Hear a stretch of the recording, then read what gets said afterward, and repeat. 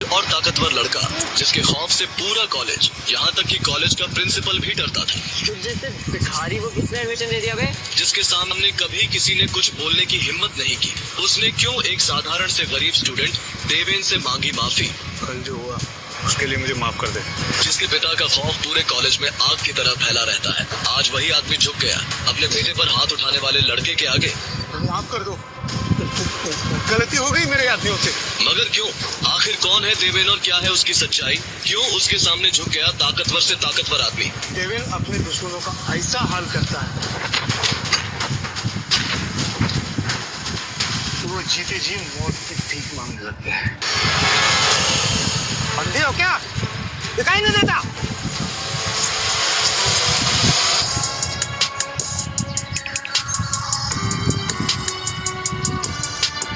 इस मामले से दूर है। इस काम के लिए आया है कोई बात।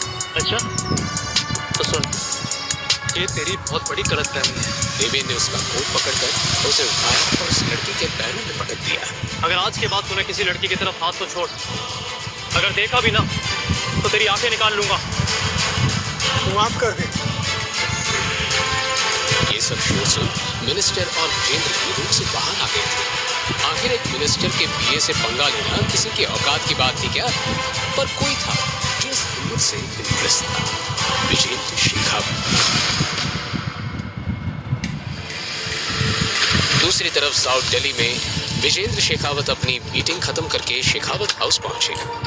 गाड़ी से उतरते वक्त उन्होंने अपने ड्राइवर को हिचकिचाते देखा। क्या हुआ? कुछ परेशान लग रहे हो? सब ठीक है ना? निता को ले आए कॉलेज से? साहब, आज कॉलेज से वापस आते वक्त हम पर किसी ने हमला किया। ड्राइवर एक ही सांस में सब बोल पड़ा।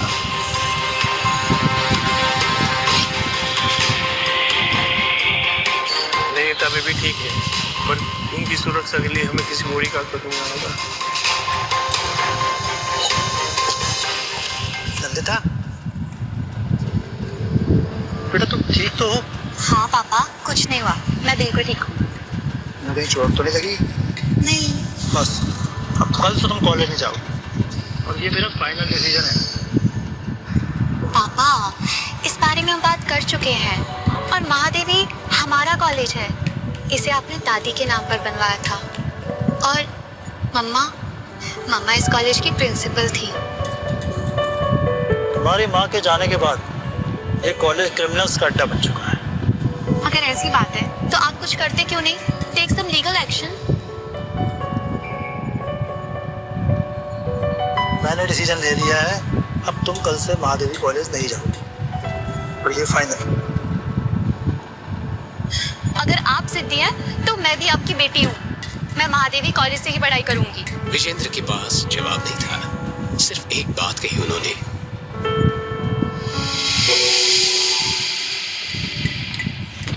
अगली शाम विजेंद्र अपने खास आदमी रशिक के साथ देवेन के फ्लैट पहुंचे। सर, हम वो सरफिरे देवेन से मिलने क्यों जा रहे हैं? उसका पुराना बॉस बोला था वो मुसीबत है। रशिक, तुमने खुद ही अपने सवाल का जवाब दे दिया है।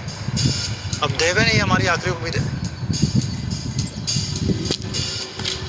थोड़ी देर बाद वो देवेन के फ्लैट के बाहर थे। बताइए क्या काम है? तुम्हें हमारा एक काम करना होगा।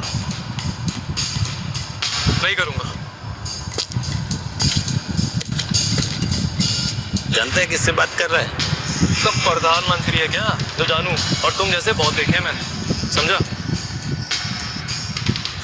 देवेन, तुम हमारे लिए एक काम करोगे? अब बात बनी ना, ऐसे बोलोगे तो सुनूंगा, वरना अपने पुराने बॉस की तरह आपको कब रेजिग्नेशन दे दूं मैं, मुझे भी नहीं पता। आइए बैठिए और बताइए काम क्या है?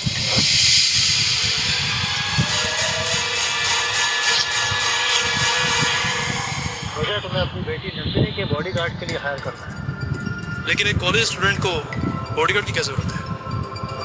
कॉलेज आने के बाद तुम्हें सब समझ में आ जाएगा, लेकिन एक शर्त है, मेरी बेटी नंदिनी को इस बारे में कुछ भी पता नहीं चलना चाहिए। तुम्हें अंडर कवर रहकर काम करना होगा।